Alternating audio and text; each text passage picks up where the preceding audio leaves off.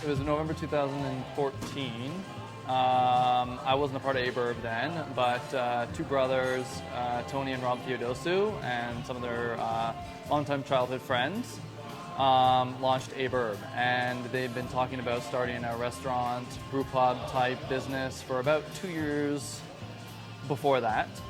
They were previously the owners and runners of a franchise called Cora's.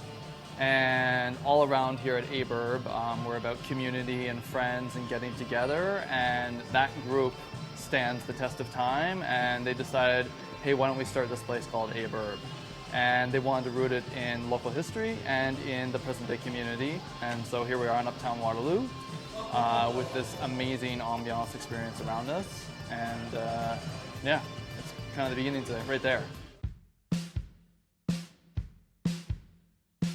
So our first flagship is an 1857 Kölsch. It's called 1857 Kölsch. And that sells here like nothing else. Done the traditional Cologne style, very simple, easy drinking, low ABV. Ours is a bit more estery than most Kölsches. I'm trying to replicate some of the ones in Germany that I've quite enjoyed. We have an alt beer called Ulterior Motive, also modeled after traditional Düsseldorf alt. And then after that, we have our Mennonite Stout, das Spritzhaus Hefeweizen, and our IPA, which is Buggy Whip. We started with the German beers, being a German area, and it hadn't been done here too much. So we wanted to go with the Kölsch and the alt and a good Hefeweizen. We're working our way on a nice IPA. But no, they're pretty good, and we're small enough at the moment that we have a very flexible brewing philosophy. So lately I brought in some Belgians, just by happenstance. The Beer Wars style was Belgian IPA, and I took that strain and I've done some Belgian blondes and a Belgian double, and I'm carrying that forward with some Belgian IPAs. So we're bringing some Belgians in, but besides that, no, there's no real fixed style here yet. We're still kind of getting our feet wet and figuring out what's going to work. There is a 2.5-hour tour in this building alone of local history. The barrels hanging behind the camera right now are from the former Seagram's distillery. The bar behind me here is the beam from the former St. Jacob's Market, Douglas fir, charred edge, indicating its sad demise.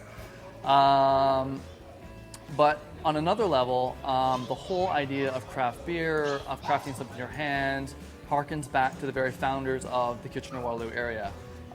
Abe and John Erb, who are brothers, founded the city. That's our namesake is from Abraham Erb. Abe and Erb. It's Abe Erb. They put a lot of work in creating the great community around us in the K-beer region, and craft beer models that philosophy through and through. By getting together with hard workers, dedicating yourself passionately towards something, you can strive to produce something great. And that's kind of the model of Abe Erb, but it's also the model of KW and its history in forming the city that it is currently.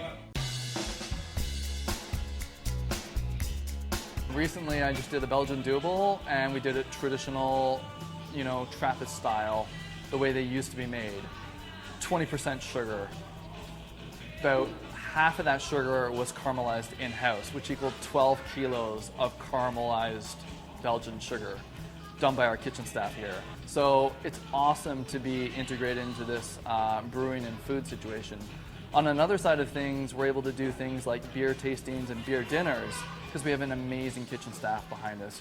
We did a What the Hop series where we went through all our smash hoppy beers. So we were able to do Centennial, Cascade, Columbus, Apollo, and show how those different hops can speak to different foods.